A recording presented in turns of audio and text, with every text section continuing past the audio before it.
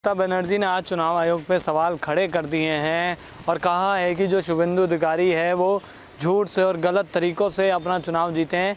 उस पर क्या लगता है कि इतनी सारी चीज़ों के बाद अब भी उनको अपनी हार बर्दाश्त नहीं हो रही? ये तो देखिए चीज़ें एकदम क्लियर है, एकदम साफ है कि ये ममता बनर्जी को अपनी हार जो है वो हजम नहीं हो पा रही है।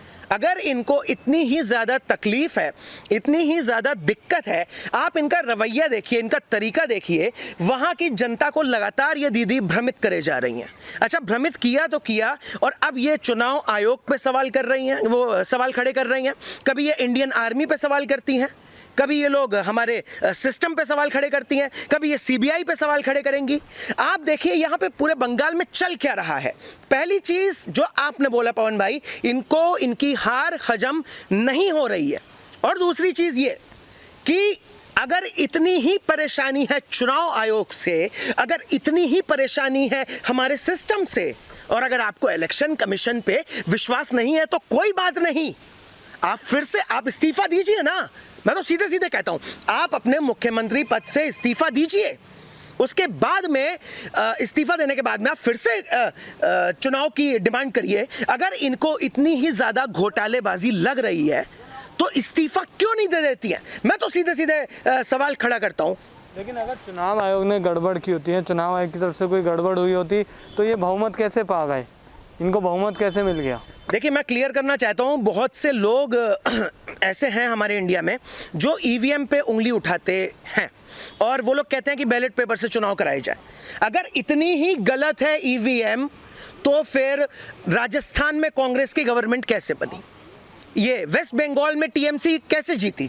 इन लोगों का ईवीएम वाला रोना वहीं पे क्यों स्टार्ट होता है जहां पे बीजेपी जीत जाती है? मतलब खुद करो तो एकदम सब कुछ सही है और बीजेपी करे तो वो सारी चीजें गलत है। ये चुनाव आयोग पे उंगली जो खड़ी कर रही है ममता बनर्जी, मैं चाहूंगा अपने व्यूअर्स से कि इसको ज्यादा से ज्यादा मात्रा में शेयर करिए। और ये जो मेरा संदेश है, ये जो मेरा मैसेज है, ये मेरा मैसेज यहाँ पे ये है कि अगर इतनी ही परेशानी है ममता बनर्जी को कि घोटालेबाजी हुई है बंगाल इलेक्शंस में, तो आप इस्तीफा दीजिए। मैं तो हाथ जोड़ के रिक्वेस्ट करता हूं कि आप इस्तीफा दीजिए और फिर से चुनाव कराने का पक्ष अपना सामने रखिए। हिंसा भी तो नहीं रुकी है एक बार भी। चुनाव से पहले भी हिंसा हो रही थी और अभी भी बंगाल में लगातार हिंसा हो रही है। बहुत ही ज़्यादा शर्म की बात है, बहुत ही ज़्यादा दुख की बात है। सबसे ज़्यादा दुख मुझे आता है, मुझे तरस आता है वहाँ के हिंदुओं पे। मुझे तरस आता है वहाँ की जो हिंदू हैं, जो कुछ हमारे हिंदू भाई अब खुद को सेकुलर बताने लगे हैं। उनकी विचारधारा पे मुझे तरस आता है कि तुम्हारे इस सेकुलरवाद से क्या हुआ? अगर तुम इतने ही बड़े सेकुलर हो तो कभी बुलाइए किसी मौलवी को और कहिए कि हनुमान चालीसा का पाठ करे।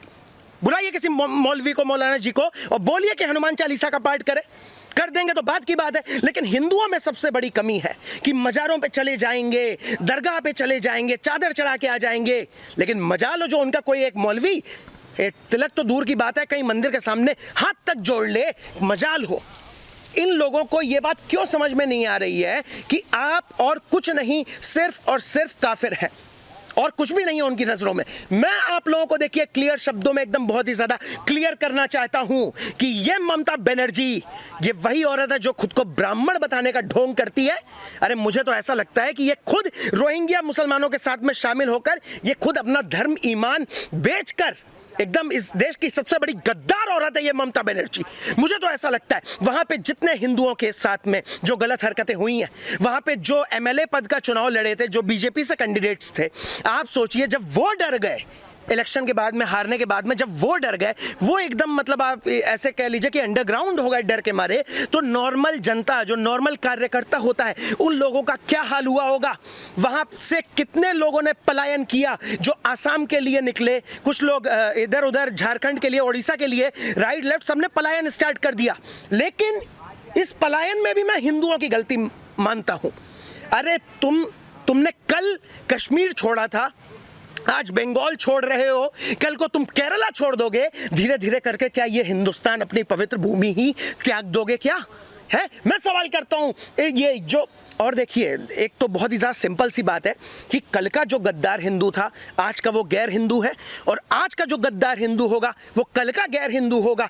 इसलिए मैं अपने व्यूअर्स से, अपने सभी हिंदू शेरों से ये रिक्वेस्ट करता हूं कि डरना नहीं है, लड़ना है, जवाब देना है और एकदम अपने स्टैंड के साथ में क्लियर खड़े रहना है, क्योंकि जब आपने कोई गलती नहीं करी है तो आप पे उंगली उठाने वाला, सवाल खड़े करने वाला कोई नहीं है। बात रही है ममता बनर्जी की, तो सब ऊपर वाला देख रहा है, ये इंडिया धीरे धीरे करके सब नोटिस कर रहा है।